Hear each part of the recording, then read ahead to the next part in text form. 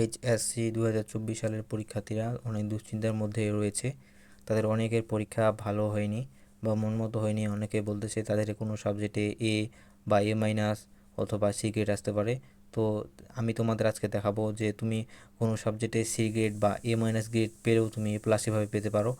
তো আমি তোমাদের সেটা দেখাচ্ছি, মন খারাপের কিছু নেই। তুমি দেখবা তোমার জিপিএ 5 থেকে চলে আসবে। তো আমি তোমাদের সায়েন্স দিয়ে দেখাচ্ছি। মনে করো তুমি বাংলাতে এ প্লাস পেয়েছো, বাংলা সাবজেক্টে সবাই মোটামুটি ভালোই করে। ইংলিশে মনে করো তুমি এ প্লাস পেয়েছো। তারপরে আমি দেখতেছি যে তুমি মনে করো ইনফরমেশন টেকনোলজি বা আইসিটিতে তুমি এ প্লাস পেয়েছো। মনে করো তোমার ফিজিক্স পরীক্ষাটা একটু খারাপ হয়ে গেছে, তুমি সি গ্রেড পেয়েছো। তারপরে কেমিস্ট্রি তোমাদের পরীক্ষা মনে করো এ প্লাস পেয়েছো, বায়োলজিতে এ প্লাস পেয়েছো। আর তোমার যে এডিশনাল সাবজেক্ট অর্থাৎ অপশনাল যেটাকে আমরা বলি, মনে করো সেটাতে তুমি এ প্লাস পাবে। এখন তুমি যদি ক্যালকুলেটর করো তোমার জিপিএ, তাহলে কিন্তু দেখতে পাচ্ছ তোমার ইও গ্রেড এ প্লাস, অর্থাৎ তোমার জিপিএ কিন্তু 5ই আসতেছে। আবার তুমি মনে করো একটাতে সি আবার আরেকটাতে পেলে এ, এখন তুমি যদি দেখো এখন কিন্তু তোমার এ প্লাস আসবে না, এখন আসবে তোমার 4.83 এরকম আসতে পারে, এ গ্রেড আসবে। তারপরে আমি তোমাদের এ মাইনাস গ্রেড দিয়ে দেখাচ্ছি। মনে করো তুমি এ মাইনাস, অনেকে এমন দেখা যায় যে সে একটুর জন্য এ বা এ মাইনাস চলে আসে। তো তাদের কি হবে, মনে করো তুমি বাংলাতে বাংলাতে এ প্লাস পেয়েছো, তারপরে ফিজিক্স, তোমাদের ফিজিক্সে যেহেতু সি ধরেছি আমি, মনে করো তুমি ফিজিক্সে এ মাইনাস পেয়েছো, একটু একটুর জন্য এ মিস হয়ে গেছে।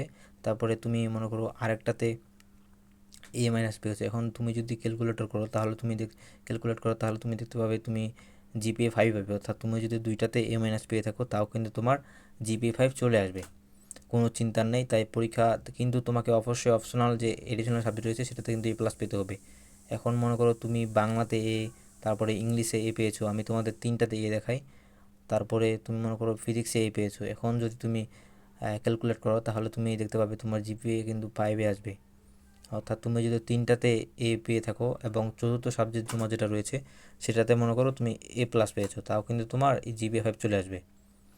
তো আবার মনে করো তুমি ইংলিশে এ পেয়েছো আর তুমি তোমার যে অপশনাল সাবজেক্ট রয়েছে সেটাতে এ পেয়েছো, তাহলে তাহলে কিন্তু তোমার এ প্লাস চলে আসবে। তুমি যদি তিনটাতে এ পেয়ে থাকো, বাকিগুলোতে এ প্লাস পেয়ে থাকো, যেহেতু তোমাদের সাবজেক্ট 7টার মধ্যে তুমি যদি 4টাতে এ প্লাস অপশনাল সহ আর বাকি তিনটাতে এ গ্রেড পেয়ে থাকো, তাহলে কিন্তু এ প্লাস চলে আসবে। তোমার কোনো দুশ্চিন্তার কিছু নেই, তোমরা প্রস্তুতি নিতে থাকো। একটা পরীক্ষা খারাপ হলে কিছুই হবে না, তাও এ প্লাস চলে আসবে। আর ভর্তি পরীক্ষার ক্ষেত্রে কিন্তু তোমার জিপিএ 5ই লাগে তোমার। আর অনেক শুধু ইঞ্জিনিয়ারিং ভর্তি পরীক্ষার ক্ষেত্রে পিসি এমবি বা যেটাতে ফিজিক্স কেমিস্ট্রি ম্যাথ বায়োলজি এগুলোতে তোমার একটু মার্ক বেশি লাগে। তো চিন্তার কোনো কারণ নেই, তুমি পরীক্ষা দিতে থাকো তাহলে তোমার। আর দেখতে পাচ্ছ যে তুমি যদি কোনো সাবজেক্টে সি গ্রেড পেয়ে থাকো তাও তোমার এ প্লাস চলে আসবে।